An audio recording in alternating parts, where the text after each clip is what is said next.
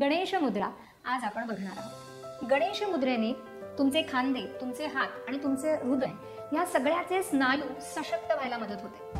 हृदयाशी निगडित जे काही आजार असतील, कोलेस्ट्रॉल सारखे प्रॉब्लेम्स असतील, तर ते देखील जायला या मुद्रेने मदत होणार आहे। आता जेव्हा पुरुषांना ही मुद्रा करायची आहे त्यावेळेला त्यांना डावा हात हा अशा पद्धतीने छातीच्या इथे घ्यायचा आहे। याच्या बोटांमध्ये उजव्या हाताची बोट ही गुंतवायची आहेत, गुंफायची।